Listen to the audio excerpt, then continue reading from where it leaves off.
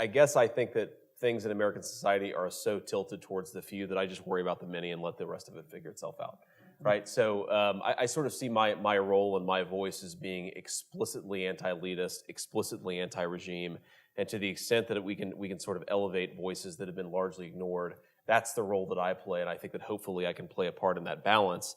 But I don't see myself as trying to concoct the balance myself. I see myself as a corrective. One observation I just wanted to make on this question of mixture, and I was thinking about this as Patrick was speaking. We on the right, on the sort of the post-liberal right or the new right, or however we want to define what it is, this sort of hodgepodge of people and ideologies that have sort of collected themselves here today. I think that we are really, really kidding ourselves about the weight of the challenge. And when we talk about changing the regime, which is in fact a word that I myself have used before, I agree with Patrick, and I think we have to be clear-eyed about how difficult it is. And let me just illustrate this with one particular issue. One of the hangovers, one of the really bad hangovers from that sort of uniparty that Patrick Deneen talked about is this idea that there is this extremely strong division between the public sector and the private sector. The public sector, there's the necessary evil of government. We want to limit it as much as possible because to the extent that we don't limit it, it's going to do a lot of terrible things. And then you have the private sector, sort of that which comes from spontaneous order. It's organic. It's very Burkean, and we want to let people sort of do as much free exchange within that realm as possible. And in the reality of politics, as I've seen it practiced, the way that lobbyists interact with bureaucrats, interact with corporations, there is no meaningful distinction between the public and the private sector in the American regime. It is all fused together, it is all melded together, and it is all, in my view, very much aligned against the people who I represent in the state of Ohio. I will give you a couple of examples here. One, when I talk to sort of more traditionalist economic conservatives, what Patrick would call economic liberals, when I talk to these guys about, for example, why has corporate America gone so woke, I see in their eyes this desperate desire to think that it's all just coming from the SEC, that there are a couple of bad regulations at the SEC, and that, in fact, Larry Fink would love to not be a super woke a driver of American enterprise, and that Budweiser has no desire to put out a series of advertisements that alienate half of their customer base. They're just being forced to do it by evil bureaucrats. And there is an element of truth to that. But the element of truth to that is that the regime is the public and private sector. It's the corporate CEOs. It's the HR professionals at Budweiser, and they are working together, not against one another, in a way that destroys the American common good. That is the fact that we are dealing with, and that's something that I think we have to be mindful of. The one final point that I'll make, somewhat related to your point, Dan, but as I was talking, I thought about this, and I have the microphone, and nobody's going to tell me to shut the hell up, so I'll just go ahead and make this point. One just sort of practical piece of guidance I'd give for to your point about practicality versus high-mindedness, and I'm the lowly, very practical U.S. Senator here on the stage, is I would say that we should be extremely mindful to something Patrick said about the real population that we're dealing with, not a sort of phantom or an abstraction or this idea that they're somehow perfect and that they're perfectly aligned with our politics. People are complicated. And let me just give you one example from the campaign trail. I think Patrick has heard me tell this story. I don't know that anybody else in this room has. I was at a campaign event sort of 3 or 4 months before the election. It was after the primary. It was before the general election. And I was talking to probably a 45-year-old black woman who came up to me and told me she was pro-life, she was a Democrat, and I was the first Republican she was going to vote for. And I remember at the time thinking, this is the very sort of person that my very intellectual new right friends think that we need to be appealing to, and they're right about that, by the way, but also think that is a natural constituency for the Republican Party. And I don't think they're necessarily right about that, at least the Republican Party as it's currently constituted, because what she told me was not about the fact that I was maybe more pro-labor than the average Republican, or I was more pro-working class than the average Republican. What she said, and I quote, speaking about my book, is, "You've been hit in the face and no other politician has." That was why she was voting for me. Not because of any high-minded reason, but because she thought too many politicians were cowards and I had been hit in the face and survived it. That's who we're dealing with. And to Patrick's point, I think there's wisdom in that approach, not just a sort of lack of sophistication. I think a lot of people want to see in that woman a lack of sophistication. I think it's important we see the wisdom, but we see it with very clear eyes. So Patrick and Senator Vance have both put a lot on the table, and this will be truly a feast, and we'll continue to pile up higher the offerings as we go on to our next panelist, Christine Emba. So Christine, in addition to the few and the many, in addition to some of the other divisions that Patrick and JD have alluded to, there are also the question of how you get a mixed regime of men and women. And it seems that men and women have, both among themselves and also ideologically, in terms of how we even define men and women today, and what we see their roles as being, there is a great deal of confusion and anxiety and controversy. So when you think about a mixed regime, when you think about the few and the many, and when you think about men and women, what kinds of tensions do you see, and what are your insights into how those tensions might be minimized or at least understood better and perhaps navigated? That is a fascinating question. First of all, Are we warmed up? Excellent. First of all, thank you for having me. Patrick, thank you for letting me be part of this first discussion. It is a provocative book, and I know, having written a provocation myself. I have found your work quite formative, actually. I reviewed Why Liberalism Failed in one of my first columns for the Washington Post. And the title of that column was Liberalism is Loneliness. And ostensibly the column was not just about the problems of men and women, but it described and referenced your book in talking about how this regime of liberalism, this individualism, this every man or woman for himself, has in the end left us all alone, perhaps dependent on a state who is in fact not a mate or a partner, or dependent on a free market when the things that should have been ensured by our communities, our families, our romantic partners perhaps, have failed. In the end, liberalism leaves us entirely alone. And I was thinking about that as I wrote Rethinking Sex, and talking to so many young men and women, and older men and women too, about the problem of loneliness, which was even more a problem, I think, than our current consent-based, overly liberal sexual regime. There is clearly felt, and I think any young person in this room has felt it, can talk about it with their friends, this sense of breakdown that men and women, as you mentioned, Daniel, don't know how to relate to each other. It's unclear what our roles are. It's unclear what is a man, what is a woman, what should we do, how do we interact, what are the norms that would shape our coming together? Without them, we stray, we move further away, we hide away. And when you talk about sort of the difference between the many and the few, many researchers have noted this. The few, in fact, while promoting perhaps more liberal norms, norms that are suited to individuals with resources, indeed elites, who can experiment sexually, who don't need to have families or partners, they make enough money to support themselves, who can in fact make it on their own.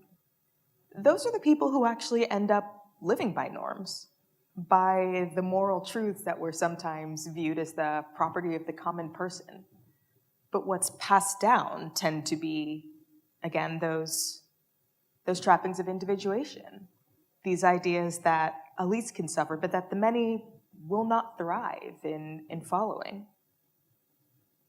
I think when I think about what a mixed constitution looks like when it comes to gender, when it comes to the sexes, I think of an ideal of cooperation, of the cooperation that so many are searching for and longing for, in fact, that seems to be missing in this moment.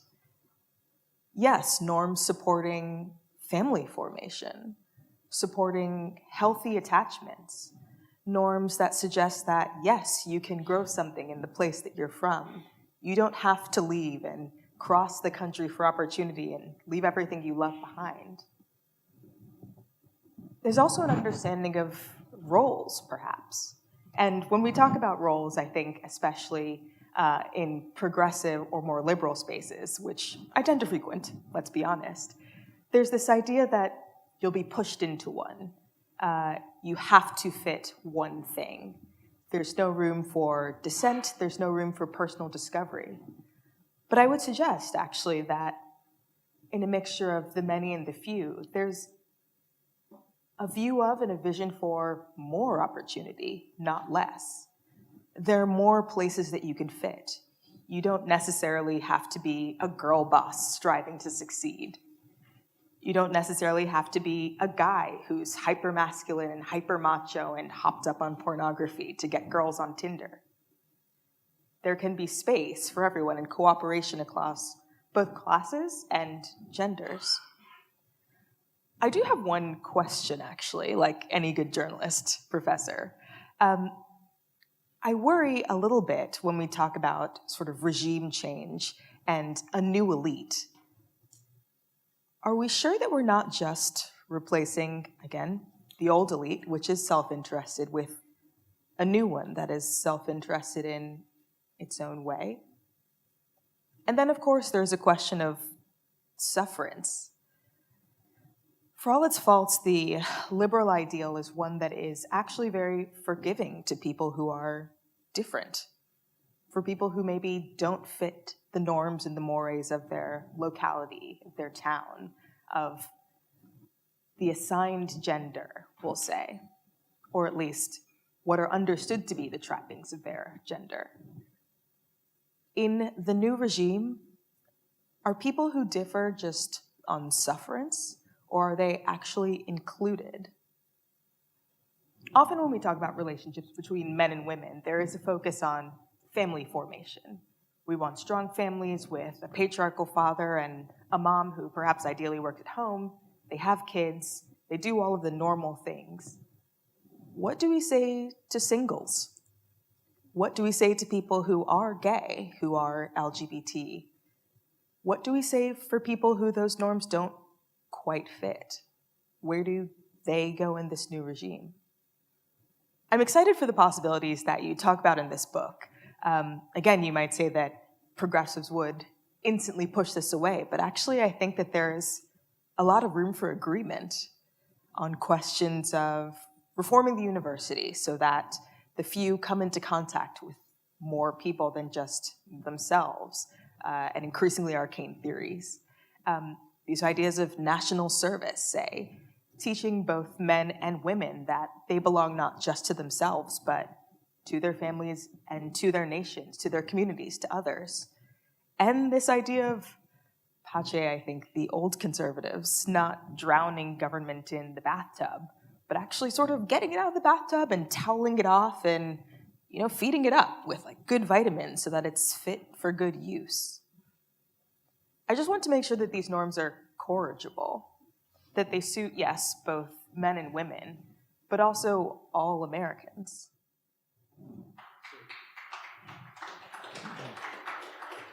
Those are some excellent questions, and we will have Patrick respond to them after Kevin Roberts speaks.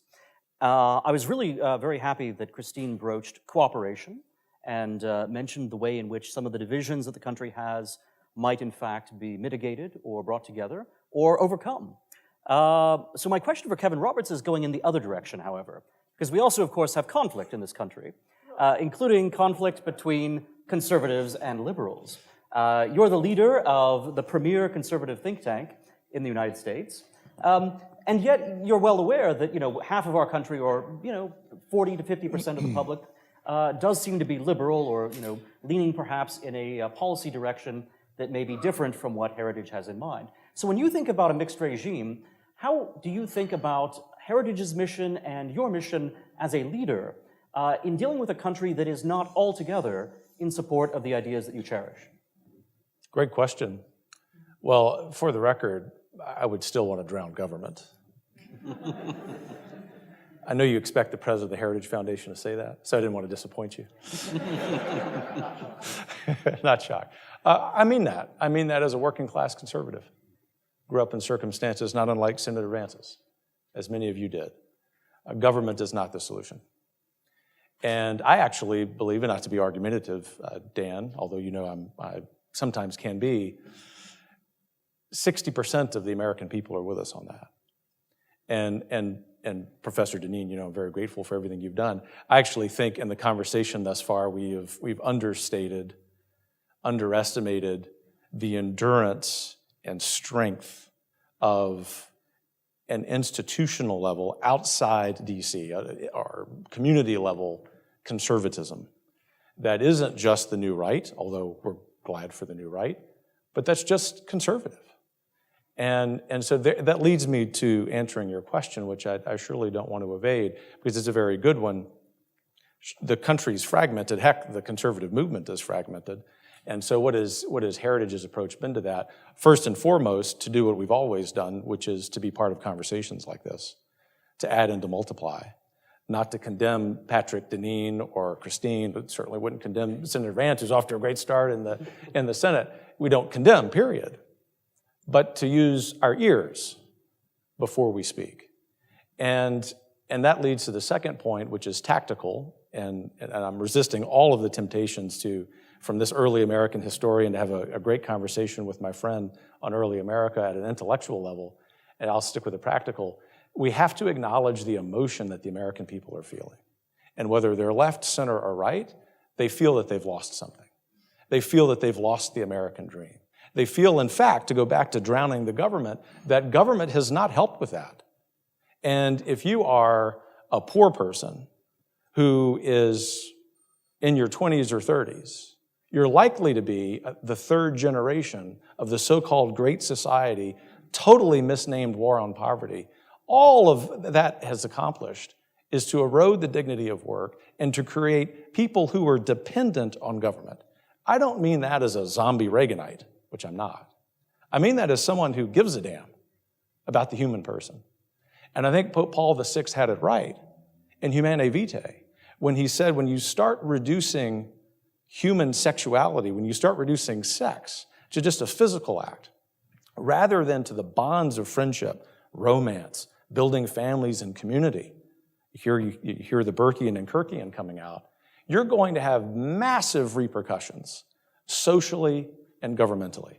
Now, I know, as a serious conservative Catholic, that we can't go out and lead into the left of center with Humanae Vitae.